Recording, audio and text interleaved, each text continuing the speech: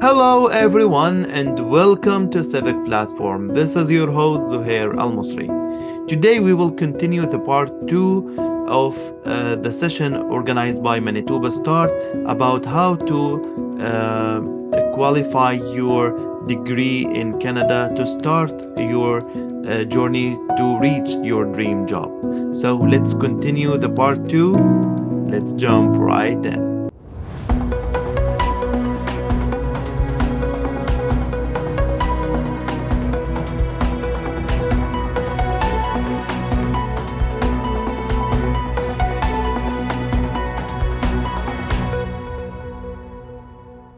So, navigating the process of professional registration.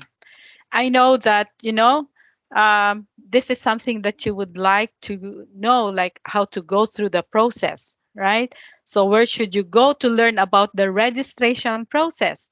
And so, with that, we have to uh, understand that the regulatory body is the most reliable and up to date source of information, not to from your friends, not to your, unless your friend just finish it. However, you can take that information from your friend or people that you know and compare it with what the regulatory body has. Anybody here, I'm just curious, who have started any steps like the regulation, the like contacting regulatory bodies, have taken initial steps? Is anybody? Okay, Anu. So you have been in touch with your regulatory body? Yes, I was in touch with the team through the Manitoba Start. I got a direction. Mm-hmm. I was in touch with a team for the registration at the professional engineering and what's it called now? The engineering EGM, yes, engineering, geoscience engineers and geoscientists, yes. Manitoba. So I Mm-hmm. also tried through the set, is it CTAM too, so that I have two Mm-hmm. options to work with. So they gave me a list of things to do. I think the first thing I need to do is to work with WES. Yes, because So, that's their recognized body, right? For the yes, so credentials assessment. exactly. So for the West, I see that for the CTAM, I have to do course by course verification. For Mm-hmm. the geosciences team, I have to do the document by document registration. So it's a Mm-hmm. tall task. Somehow I've started. I know it's a tall task. There's a long, Yes. process ahead of you, but the good thing is you have started, you have taken the first step, isn't Mm. it? Yeah, Unless you take the first step, you wouldn't know what next step would you are going to take, right? exactly. And Truly. that's the first thing that you should, even if you are not yet there, but at least getting the information and the steps in the process so you Mm. can prepare yourself, right? Yes. Yes. Okay. Thank you Thank very you. much for, yeah, sharing that, Anu. Thank you. And okay, so let's move on. So many of their websites, the regulatory bodies, have specific pages for internationally educated professionals. And that's where you need to get specific information for your situation, for your case. And some of them will meet directly with you as an internationally educated professional. Friends and family will be supportive, but may not have the most up to date information. So that's something that you need to think about. So you need to identify, locate, and connect with the regulatory body authority in your field to get the most current updates on registration. And they have a staff on hand to meet and advise you on the licensing related issues. And it's good to get their names so that the next time you go back to them and you want to get some additional information, you can call that person directly. Okay. If he's not there, or they could give you another person. So other maintain if specific landing pages for internationally educated professionals on their website, like the ones that we just saw, and you would get all this information specific to you. All right. So what steps are involved in a professional registration process? So there are several steps, and the initial step may involve credential assessment, right?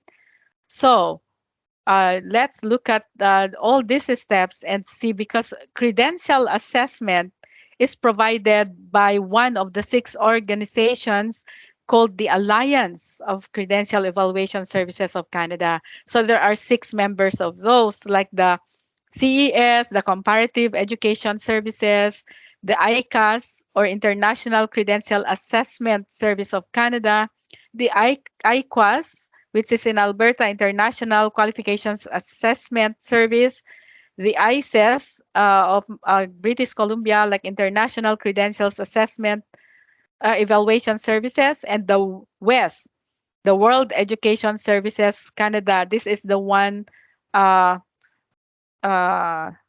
required by engineers, AGM. And then there's one at Quebec.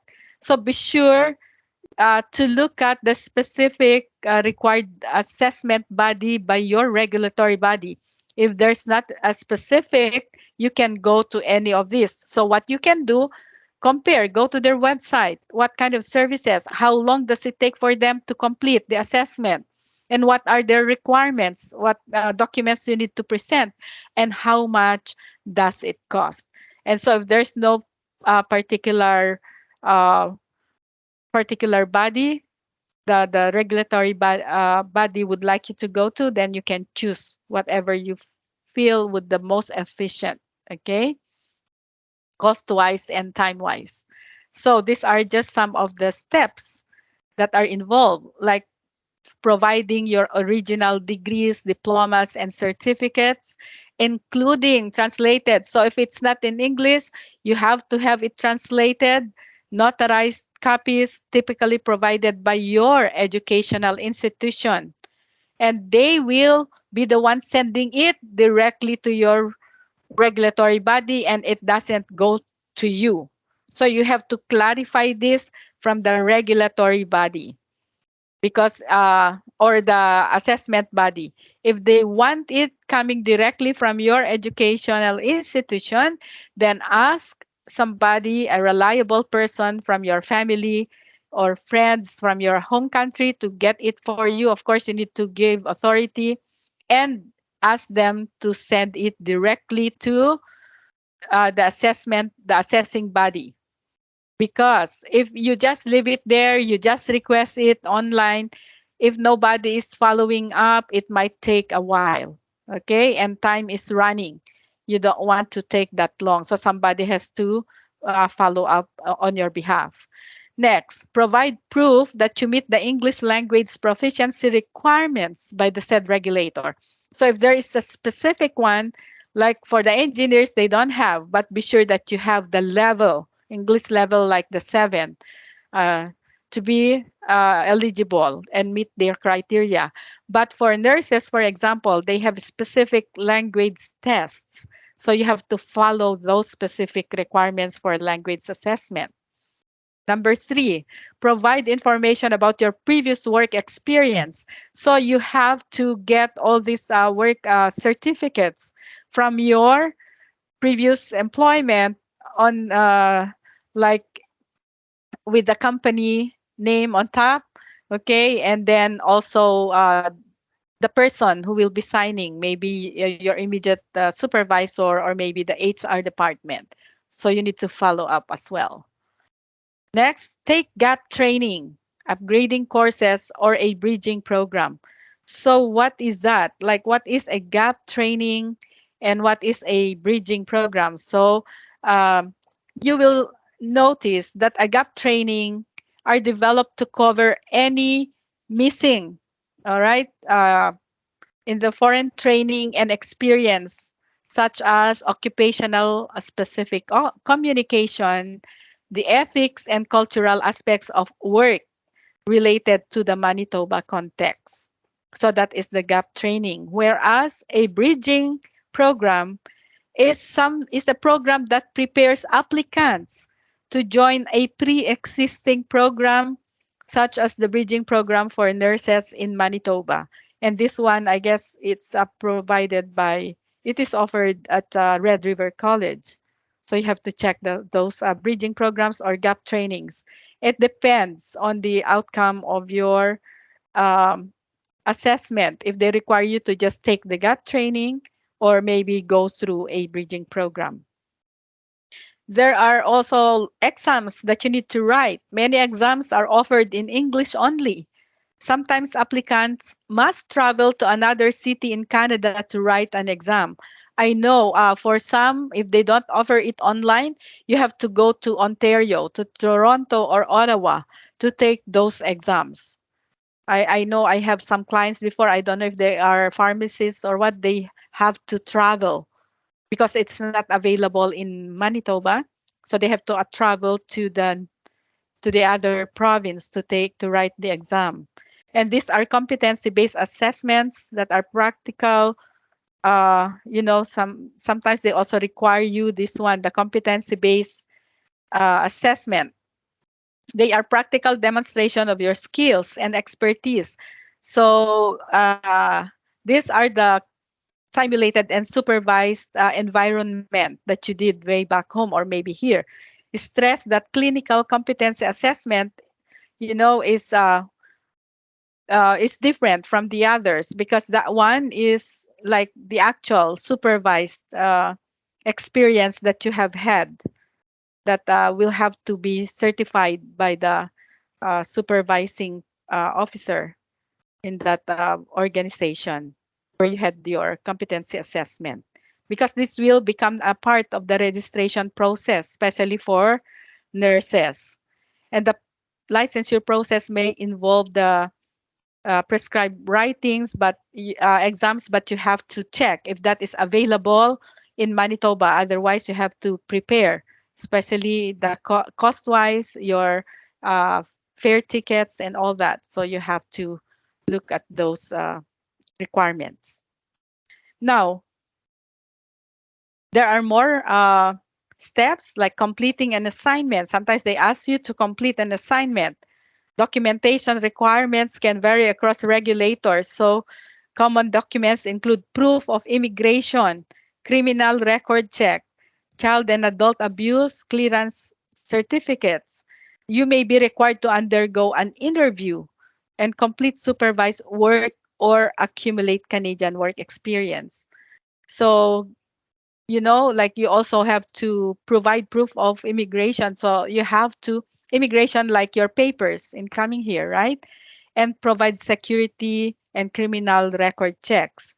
So in reference again to the EGM, when an applicant completes all prescribed exams, they receive an EIT status or the engineer in training status. They are expected to submit ongoing reports of supervised practical engineering works up to 4 years to become an engineer. So while you are an EIT, you have to make a report of your practical engineering work that was supervised, and sometimes you are allowed to do that for 4 years before you become an engineer.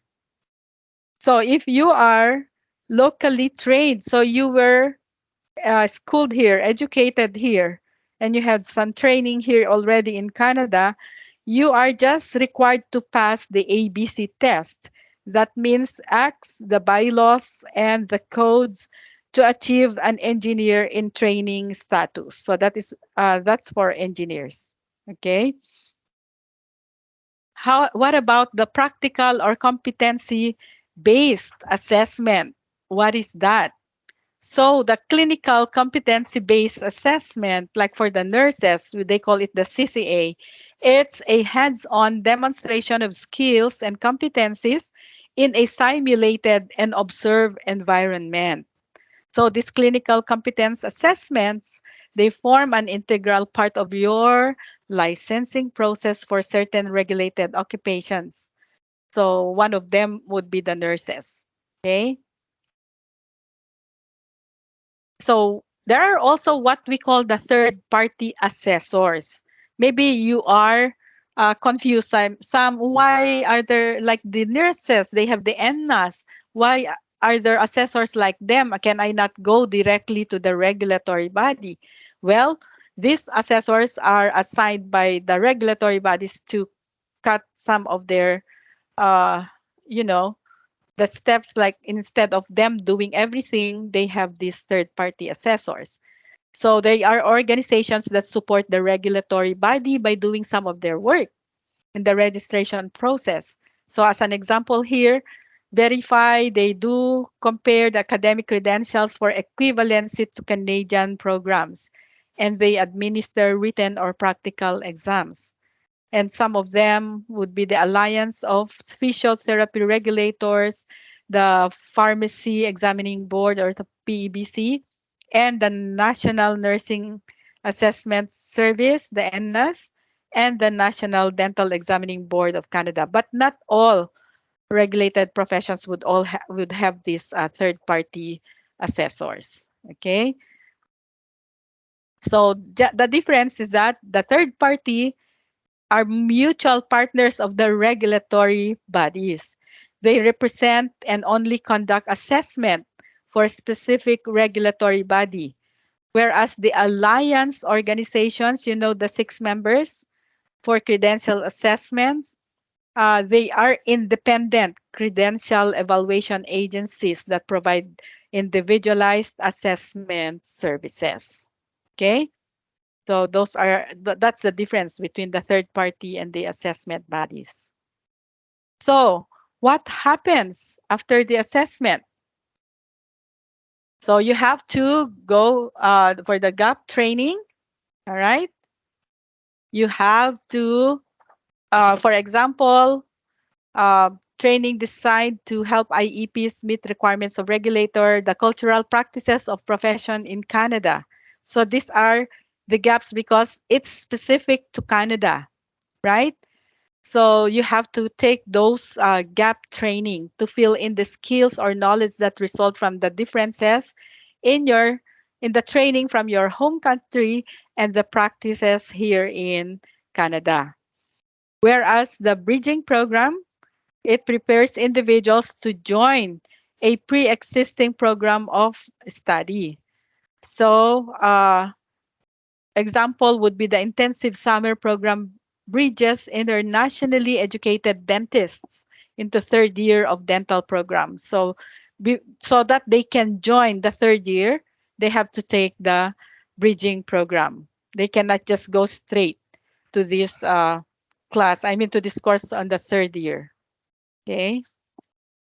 Now, let's look at the career decisions and the registration process. Again, depending on what your decisions are, I would like to uh, maybe uh, ask you to take a short, uh, reflection of yourself. Like, am I going to pursue my license as in my profession? And what should I do? I mean, the next steps. But again, if you're considering, the first step is to contact your regulatory body in order for you to know the timelines, the cost implications in order to make your decisions.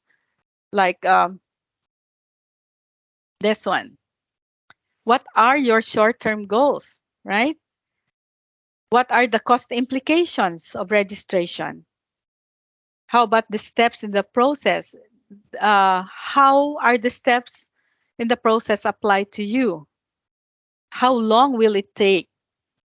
What is my current English language level and what is the requirement of the regulatory body? What about labor market?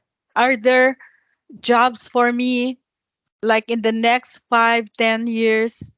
Are there still is there a high demand for this one? So look at your long-term needs and goals as well. So you need to focus on several factors in your career decisions. So career development, as you have learned from the workshop in the online career development program, that is not a linear process. So I would encourage you to weigh the pros and the cons for each decision and consult it with somebody professional that would understand you, including your career coach, for guidance to make the most optimal decisions for your recertification. Because this is something that needs your time, and not only time but also the cost implications. And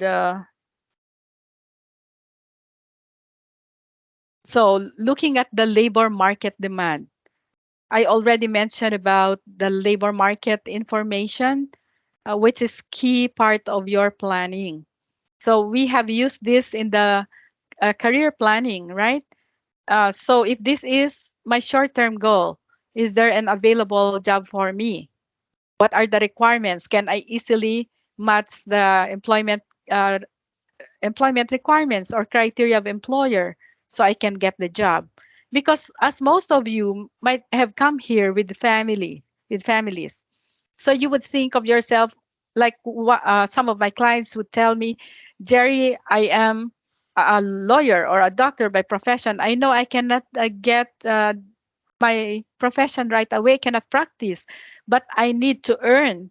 I need to pay for my rent. I need to buy food. I need to do that. So, in short, you want to have a job. So, what is your short-term goal while fulfilling your regulated profession? So, you need to look at the labor market. So, what are in demand? So, would your alternative option be in demand, and would you be able to fulfill the employment requirements? Then go for it. Okay. So, you need to check the labor market demand and the supply forces that can really influence your decisions. And on completing your recertification process, will there be available job? Okay, I'm going to complete this in 2 years, in 3 years. Will there still be jobs for me after that, right? So refer to the job bank and know the NOC 2016 for demand and supply projections, because they are showing it there as we have opened it earlier. So will there, like this one, so there's a higher demand supply of job seekers, but the demand is only like 3. So meaning it's oversupplied. So the chances are high competition. So it depends how you would fare from among your competitors. Okay. Now, is your English language high enough?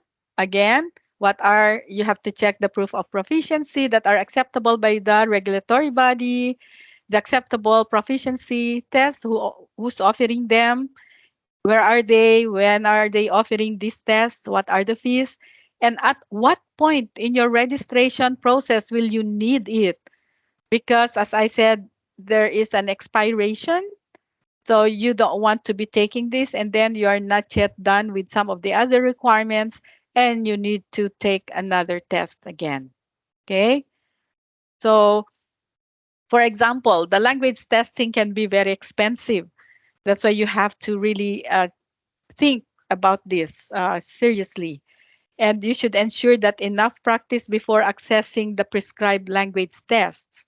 And there are, like for example, the CELBAN and IELTS testing centers in Winnipeg, like the Heartland International English School on William Avenue, the Red River College, the Robertson, and University of Winnipeg. They are the ones providing the CELBAN and IELTS. But the following locations also offer a 30-day access to online IELTS preparation. So you want to know how you would fare in the actual test. You can, when you book your test, they are available at the Balmoral Hall School of the Heartland International English School, as well as their office or the school on William Avenue.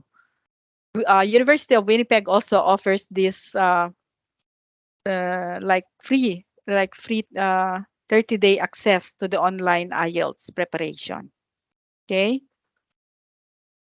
Now, what are you going to do with your proof of proficiency? It may not or may not be required, but language and communication skills are always critical to success. For those of you whose regulatory body are requiring you a specific language test, you need to take that test, whether you like it or not.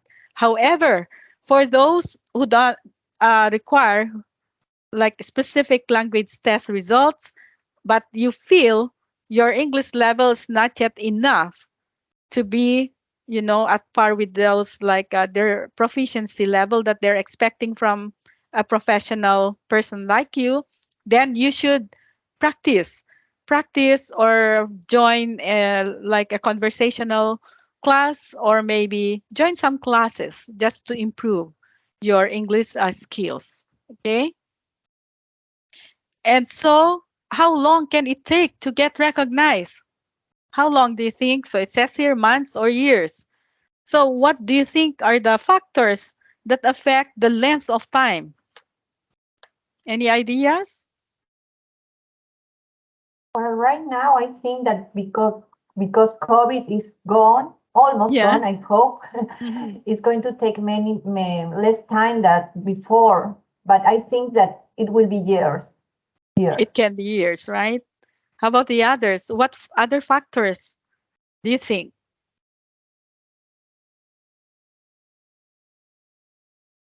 I cannot see. Maybe, yeah, just speak when you have an idea to contribute.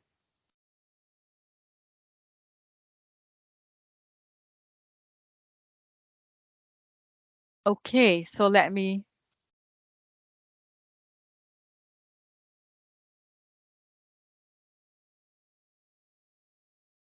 Okay, let's go and look at what factors are affecting the length of, your qualification recognition. Time depends on the individual circumstance because are you ready? Are you able to get all the documents required for your assessment in the given time by the credentialing body?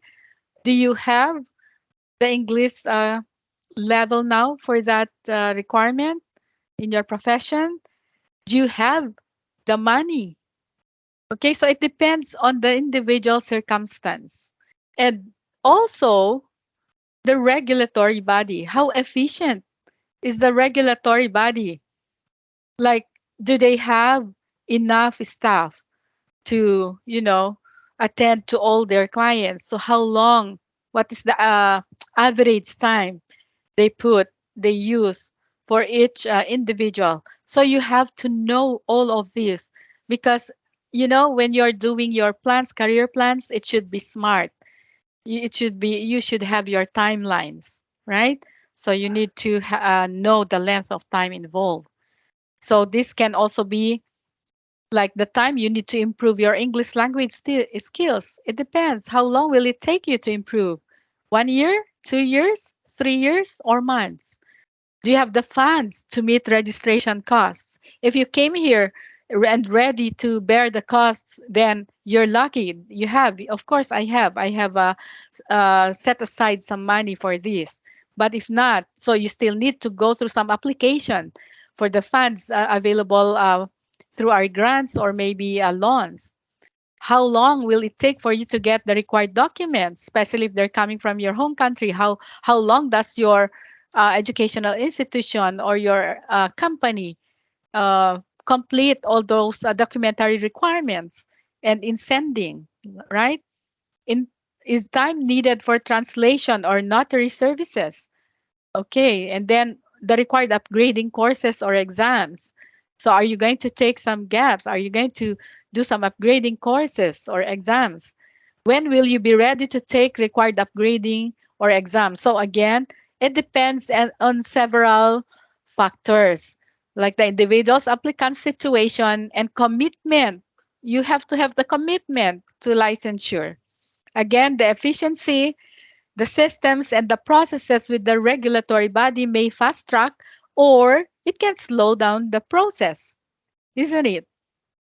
So depending on the time expended, again, the you have to you have to need you have to advance your research, take the necessary steps and then do some steps already that are doable, like improving your communication skills or maybe requesting your transcripts of international education, taking courses or exams, or even securing your funding to licensure.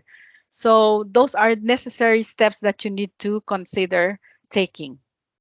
Now, what is this? Like the factors that could lengthen the process could be the third party to expedite your documents. So it depends again. Do you have a reliable person or organization that can bring all these documents that you need on time? Do you need to repeat an exam? How about the internship or work experience required? How long are you going to complete this? Then the opportunities for supervised practice. For example, for the nurses or maybe the engineers, how about availability of required course or program? Are they offered at this time or when? You have to bring all these pieces of puzzles into one picture and see the whole picture for you to have realistic plans on pursuing your licensure process. How about the number of applicants in the system? Sometimes they tell you, oh, there's a long queue today and and on the average, we can only finish this and that. Actually, you can ask them, how long on the average will it take for us to finish, blah, blah, blah. Okay. Sometimes they have specific timelines based on the country you are coming from because of your documents as well. So efficiency of the regulatory body is one aspect also you need to look at. Do they have enough staff to cover all the applicants? Okay. But you need also to count the costs. What are the cost implications? Okay. What are these? Application exam fees, training or bridging program costs, the acquiring required documents, translation, notary services, the language proficiencies, and travel to out of province exams, like I mentioned earlier, and other preparatory materials, tools, and equipment. So there are associated costs with any retraining program. Application and examination, textbooks, resource course, and acquiring international documents. So so many uh, steps to take that every step it would incur cost. So it has cost implications, and you need to take that into consideration. Now, what additional details should I research? So these questions, there are some of the questions you may ask the regulator, all right? Individualized client research is the foundation for qualifications recognition. And the next slides will provide you some guiding questions that you may want to ask the regulatory authority. And it can be endless questions, but at least we are providing you with some of these, like these ones. What is the success rate of internationally educated applicants completing your registration process? How long it typically take for someone with so that are specific to your situation, educational background to register? Where in the process do applicants with my background have the most difficulty? Because it depends on the individual, as we said earlier. Are there wait lists to complete mandatory requirements like the bridging programs? How many unsuccessful attempts can I make, right? On it's a step in the process, and before I am no longer eligible to continue. Is it 2 times, 3 times? So you know your expectations. You can manage your expectations. And then, are there consequences for doing poorly on or failing one of the steps, what are they? What would the maximum cost be if I am unsuccessful at any stages of the process and need to repeat? Okay, so those are just some of the questions you can have. You can make your own questions and, think about it, reflect, and based on your situation. So again, are there document expiry dates? I need to be aware of like the English proficiency test. What is the consequence if a document expires? Of course, they would tell you, okay, you need to take again. Or probably some of them may be considerate and okay, if it's just within the 6 months, but it depends case by case. Is any stage of that registration process competitive? How many applicants are there and how many are accepted? Sometimes they would say for this, like only 100. So you have to ask them, are there currency of practice requirements? Like the nurses, I think the currency would be 5 years in active practice. Are there any available supports for internationally educated applicants, like exam prep supports? So these are like some of the things that you need to be aware and to ask them so you can better prepare yourself. Okay. Now you have to consider supports and you have to look for these available supports. You research and find out if there are, like for example, profession specific exam prep resources. Those that have taken the exams, probably they can refer you to the sources of this exam preparation. Some professional practice seminars that you can join, mentorship programs, study groups, or even resources on related occupations, professional membership associations. These professional membership associations, they're also providing mentorship programs and also some reviews, so they can refer you to several resources. English for specific purposes classes, for example, Red River College, there is like a funded program for immigrants that you can take from Red River College for nurses, like specific language classes for nurses, or that like the profession specific self-assessment tools. You can also take a look at those and the test taking skills courses. Now you have to approach this recertification with confidence, knowing what are available, what kind of supports are available for you.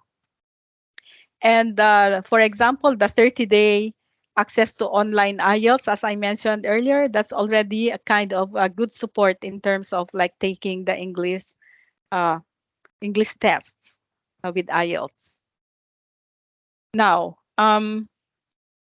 moving on, let's look at the financial supports like the bursaries, scholarships, or repayable loans.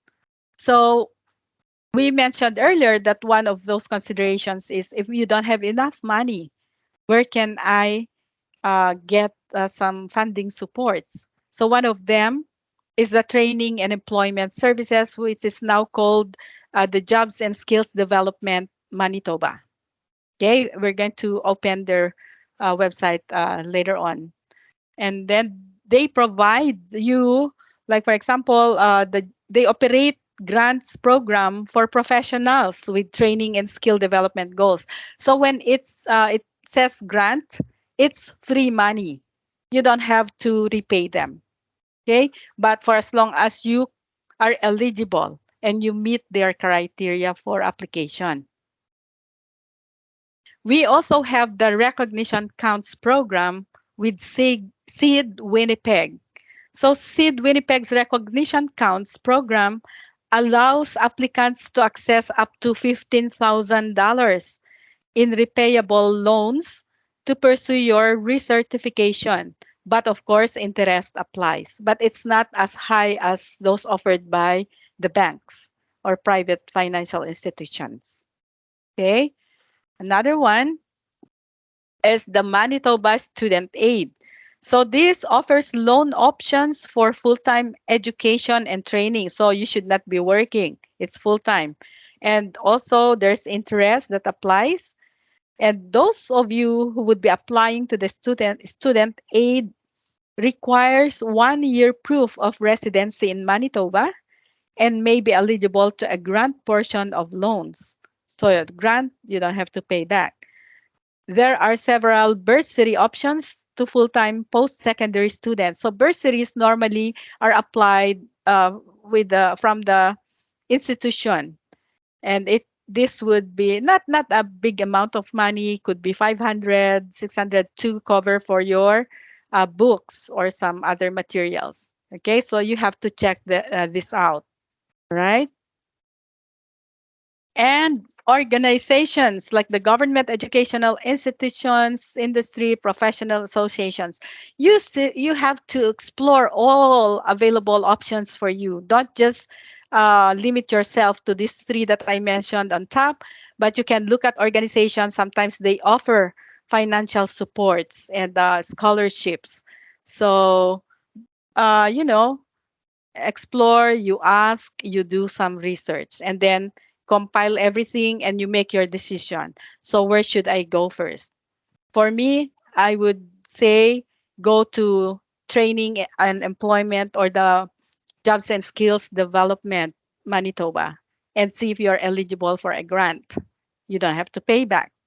And while doing that, you can already go to Seed Winnipeg. For Seed Winnipeg, you need to be referred by your career coach. So they will get a code from the Seed Winnipeg's system and give it to you so you can access their website and apply. And you need to have a career plan. And the career plan will have to be reviewed with the career coach and will tell you if this is something realistic or not. Like, so what are your plans, your short and your long term? So what are the steps you're going to take? And while doing that, you have already applied at Manitoba Jobs, and then eventually they will say, okay, at Manitoba Jobs, you're entitled to 70% grant. At least the 30%, maybe you can apply still from Seed Winnipeg or student aid. Okay. We also have, of course, the financial institutions. What are these? Most likely the banks and other private financial institutions. But as I said earlier, the interest would be high. It depends on the ongoing rate, the market rate, and plus additional. So that will cost you additional money to pay back.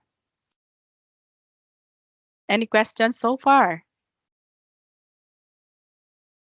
All right. So I think I've sent out to you the links for this one, but we can take a look at the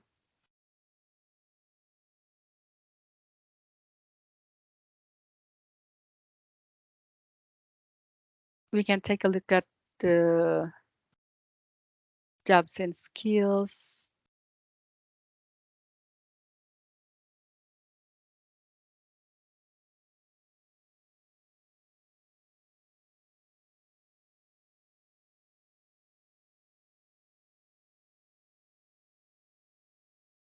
So if you go to this website,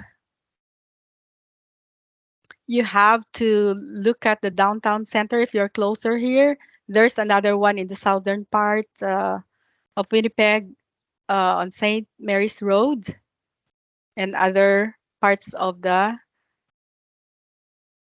province. Okay, so you have to contact this number. Okay, and you have to talk to somebody and book an appointment to meet with an employment counselor, and you have to tell them about your reason for booking an appointment, and they will as soon as possible, because like us, sometimes when you book an appointment, it's not that easy. We're looking like maybe in the next 2 weeks we don't have available slots, so you can already decide if you need to contact them, and you can already make the first steps of your application for the funding for the grant that you might be required to for your funding support. Okay.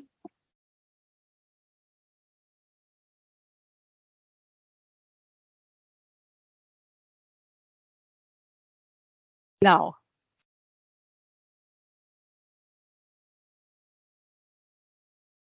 can I work full time while I pursue registration? Is that something that you're asking yourself? Can I work full time? So can you work full time while you pursue registration? So, there are pros and cons on this. If you don't work, you have time to take the bridging or the gap training. So these are the pros, right? You have time to study and prepare for exams. You have time to attain, prepare documents for submission, and other benefits that you can think of. And this, for example, if you have family, do you have the fund to support your family's needs, your rent, and other expenses? But if you work, of course, you are going to generate an income. You learn about the Canadian work context. You use your skills in a related position, and there are still other benefits that you can think of. But then, like the one of the pros for those working while pursuing qualifications recognition, you can accumulate Canadian work experience and the language practice that is important, and knowledge of the Canadian workplace can help you.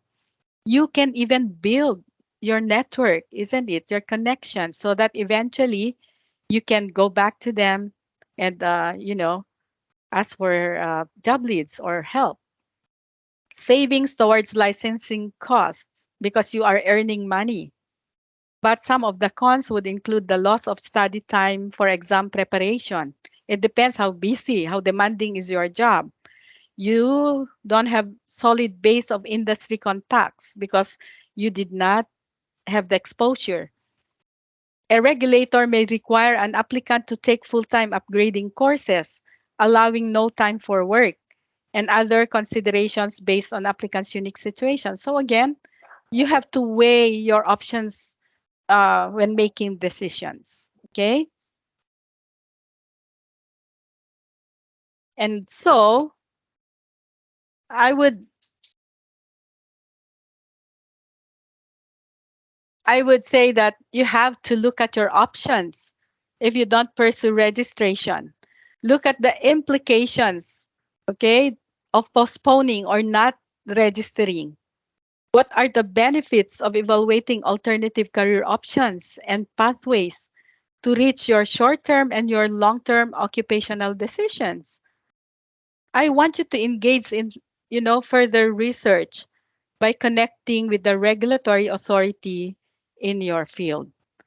So you have to explore your options, you have to evaluate your needs and goals, and build a career plan that is well informed. Okay. And at this time, I want also to show you the one that I sent you earlier. I guess this one. When you are researching qualification recognition, I want you to use this tool because it can help you get the important information to keep you progressing into your next steps. Like this one. What is your occupation? What was your occupation before you move here? Your intended occupation after moving to Manitoba? Have you researched using the no code? What is it? And is it regulated? Is it right to title or right to title and right to practice? Um, like what is the regulatory body and the website? You have to write them down here. The contact information. If you have spoke to a person, then you need to take their name and their number, so it's easier to contact them again. What are the third-party assessors? All this that we have discussed earlier, you have to bring them down in this paper, all right, to help you with your research. And then we also have to look at the steps in the regulatory process. You have to write them down here. So these are tick boxes. Have you provided your original degrees, diplomas, and all that? So you have to have your checklist as well. And then the factors that affecting length of registration. So do you need to improve your English? How long will it take? Do you have the funds? How long will it take to get all the required documents needed to complete your application? Are translation or notary services required? Are they available and how long? Will you require academic upgrading, a bridging or a gap training? What are the required exams or assessment offered? When will you be ready and prepared to take the exam? So this is what I'm trying to tell you earlier, that you need to get all the pieces of the puzzle and put them into one picture like this one. This tool is really very helpful to get the big picture and make your decision. So have you contacted this, and that? So which one? As I said, Employment Manitoba or the Jobs and Skills Development Manitoba is the first one, of course. And then see what can you take, and then putting them all together, then you can say, I'm ready to start now. Or maybe I should start it on because of my language, and some of these processes might expire, so I need to finish this first.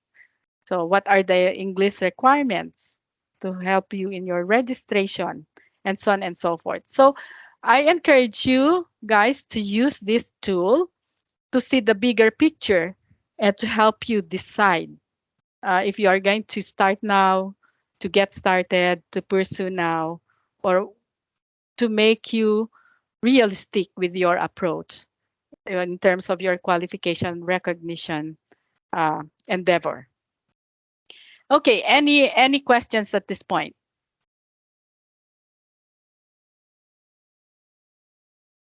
Everything good so far? Hi, this is Okay. Anna. Hello. Yes. Is that Anu? Yes, please. Yes, Anu. Yes, I was just curious to ask for the gaps training, are they automatic for individuals to get into as part of this, registration and qualification process? And is it everyone who has to go through the gap training? Yeah, it depends again on the process. Like there are steps, right? And at the Yes. time of the assessment, like for example, after being assessed, and then everything were reported by the third party, everything was submitted to the regulatory body, and then they will bring everything together and make their further assessment, and then they're going to tell you what is lacking, or is there any gap. Okay. Or so they can tell you, okay, so you need to do this gap training. Okay. So you now have to identify those gap training courses, or maybe the bridging programs to take. Are they available now? Then you have to ask them which universities or institutions provide this training. Maybe you can also ask them to refer you, or yeah, the regulatory body, they should know that. Then look at the timelines again. Is it available now? Is it offered now, or maybe next year, or is it only online, or maybe in the other uh, province or cities? So again, that will have an impact on the total process again. That's Okay. why, yeah, it's built in the process, regulatory body, one of those steps. Okay. Okay, Thank you so much. you're welcome. Any other questions? Okay, if none, then we're now moving to wrapping up, but we will just take a short, I think, information on other things like the fairness, the Fair Registration Practices Office. I have a question, Oh sorry. yes, so yeah, it's okay. So Who's thank this? you for the information. Has been really Useful, thank you. Yes, Laura. I want to know, this presentation is going to be shared with us? This the material is I'm going to ask them if this can be shared. If not, and this is recorded anyways, it might be available online from our website, and you can check the recording, and probably you can watch it again. But let me ask, and yeah, let me get back to you. Okay, thank you. Sure. Any other questions?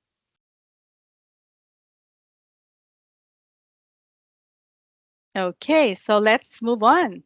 We're nearing the end.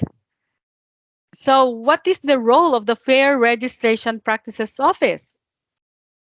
Now is the time for us to understand what is their role. Okay, so this is a long one. I just want you to direct to this next page. The Fair Registration Practices Office is like providing regulators with information and advice concerning requirements uh, of the act. Okay, and they also review the registration practices of regulators for compliance with the act. So the act is the Fair Registration Practices in Regulated Profession Act that is promulgated by the government, that this regulator should adhere to for fairness of their practices, okay, for the protection of the public as well.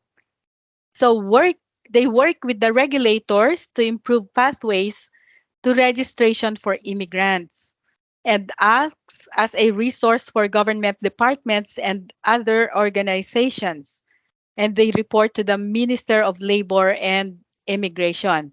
And take note, it does not assess qualifications or help individual immigrants go through the registration process. So you cannot go to them to ask help in case something happens like that you don't understand. Okay, so but this will be reported. They will act on this in terms of the reports, and then they meet with the regulatory bodies or maybe with the government and see what has to be done. Okay, and their main purpose is to help ensure regulated professions and applicants applying for registration by regulators are governed by registration practices that are transparent, objective, impartial, and fair. And this applies to all the 31 self-regulated professions that you can see from the Immigrate Manitoba website. Okay.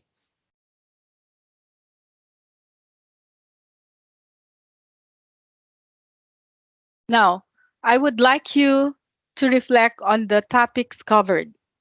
What information did you gain on the role of the regulatory bodies, the third party assessors and professional membership associations, the steps and requirements that you will encounter in the registration process, the details of the registration process that you should research and understand to form your career planning, and the factors to consider in deciding how, when, and whether to pursue registration. Okay, so this is now our way of wrapping up the session. So I would like your ideas. First, probably the role of the what is your understanding or what information did you gain on the role of the regulatory bodies? Let's go to the first. The third party assessors and professional membership associations. Anybody?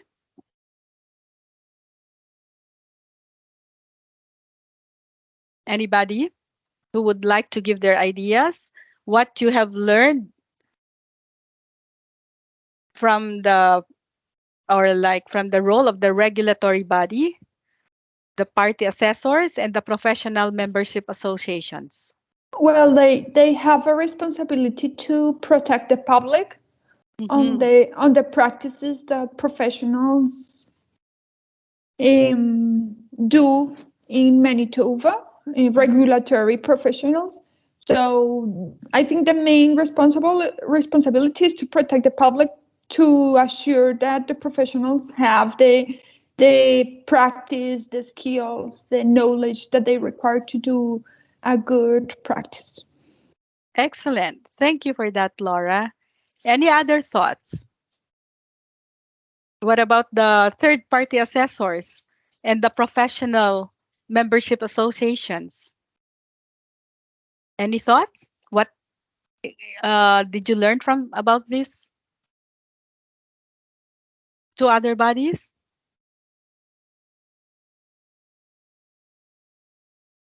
If nobody is willing It's okay, to Laura. answer, they protect their members. For example, I study project management here in the University of Winnipeg, and there is the Project Management Institute that is a professional institute, and they Okay. take care of them of their members. They also help with development with the skills, but doesn't have that regulatory mm, like regulatory mandate that the other ones have. Yeah. Yes. So it's like the regulatory body protects the public, right?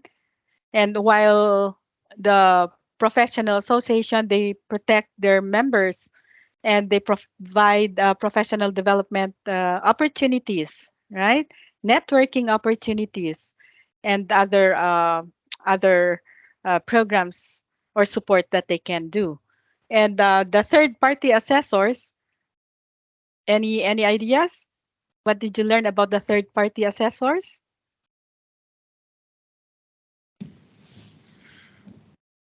Arshad?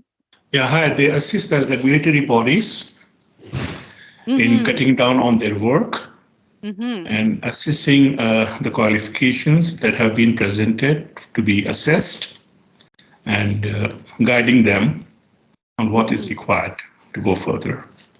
Excellent.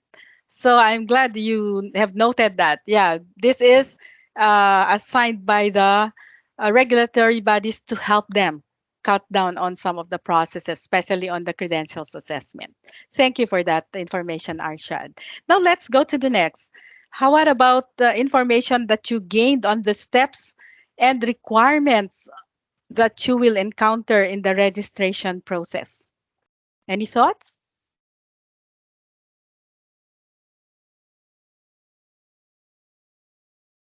What did you learn about the steps and requirements that you will encounter in the registration process?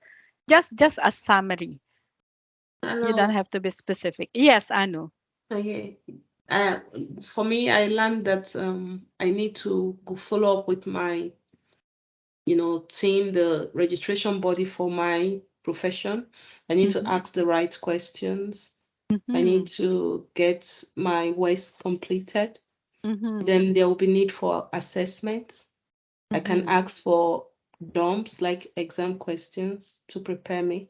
And then I need to follow through the process, pass my exams, and if there's a gap training, I need to go through the training and then get qualified and either put the title to my name or be able to work in Yeah, that profession. exactly. Yes. Yes, so Thank you you. can be more, uh, everything will be transparent, right? Yes. So you know the steps to take. And yeah, it should come, all this reliable information should come from the regulatory body itself. Yes. Okay, and the updates as well. Yes. Thank you. Thank you. How about details of the registration process that you should research and understand to inform your career planning or your career coach probably? Like what information did you gain from the details of the registration process that you should research and understand?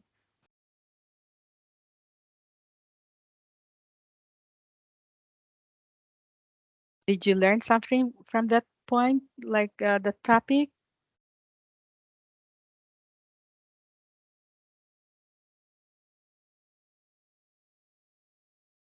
What you need to research.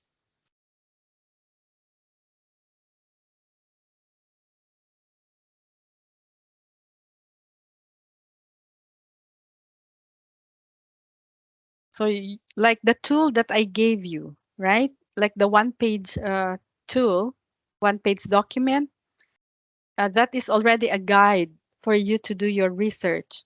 Like what is the regulatory body? Yes, anybody? Yeah, that's a great tool. Thank you, Laura. Uh, yes, that is already a tool that you can use because it has all the guide questions to help you with information that you need to put all the pieces of the puzzle together and get a bigger picture for you to know exactly and weigh your options uh, to on how to pursue your qualification recognition. And finally, what did you gain uh, from the factors to consider in deciding how, when, and whether to pursue registration? So this is something serious that you need to consider. When is the time? Is it now or later? So what is this part of your long term, short term? So what are your goals? And to help you decide. So what are the factors to consider? Anyone? Arshad? Yeah, I think the earlier the better. Mm-hmm. And to do it along with your short-term goals, because probably you need to start working, but at the same time you have to stay fixed to your long-term achievements. Mm-hmm. And because the process itself is long, it takes a lot of things uh, and examinations which have an expiry date. So the earlier you start, it will help you to get to your long-term faster. Awesome. It was well said. Yeah. Thank you, Arshad. Anybody else? What factors would you consider in deciding when and whether to pursue registration? Well, I think the factors are related with the budget that you have to do so, but also like you have the money, but also the job market Mm-hmm. that you share with us, like if how long it will take, what is your situation as a family. I think is case by case, right? Exactly. Yeah. So it depends on the individual situation. So like, are you going to work or not to work and just focus? So again, it depends, right? Do you have the funds? So would you start contacting the sources of funding? So which one do you go to first? So these are the factors that you need to look at. What is your current situation? Do you have a family to feed? Do you have an apartment to pay? So you need to generate an income. So am I willing to spend this much time? What about the labor market information? Will there be available jobs in the next 3, 5 years when I am done with my uh, registration process? Will there be still a high demand for my profession? What are the kind of jobs? So what alternative pathway can I take just in case? So you need to have also your fallback, right? So your fallback options. So with all of these, I'm sure that this is not an easy task to do. That's why you need to prepare yourself. And I'm glad that you have attended this session. I hope that you have gained helpful information to help you navigate the processes and to help you prepare for the registration. Okay, so any other thoughts, any ideas that you would like to share or that you have learned overall?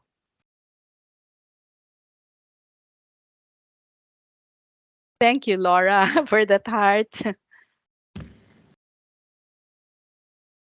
Arshad? Yeah, I have a question. To apply for a grant, you told to go to the website on jobs and skills development, right? Yes. And then you said they have an office on St. Mary's Road and there is a number available to take an appointment. Yes, that's correct. So once I approach them, let's say I call them, take an appointment, how do I prepare myself to ask him for a grant that they will consider? Okay, so you will be meeting with a like a counselor, like a career coach like us, an employment counselor. They will ask you questions, but you need to be ready with your plan. They want to Okay. ask you.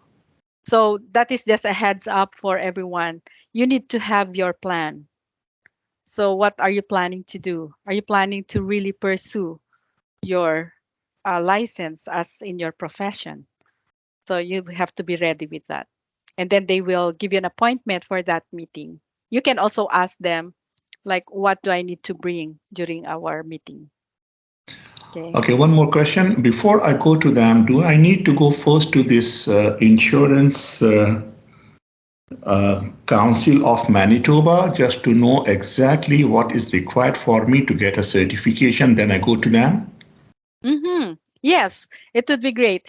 Even like if you are pursuing, because in you're into your like the insurance, the professional insurance uh regulatory body, right? So you need to go and ask them. So that would be like going to them with realistic timelines and information.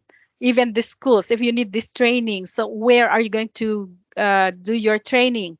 How much? What are the cost implications? They need to know. So you have to get all this information. Okay, thank you. Sure, yeah. You're welcome. Any other questions or any other thoughts? Or just want to share something? Okay. If I'm not hearing anything now, any questions, I'd like to thank everyone for your time, for your participation, and by just attending this info session, it already shows your commitment to your goal of having your credentials recognized. Of course, just to be prepared and to make the right decisions. So, with that, I wish you all a wonderful afternoon and a good weekend ahead. Thank you, everyone.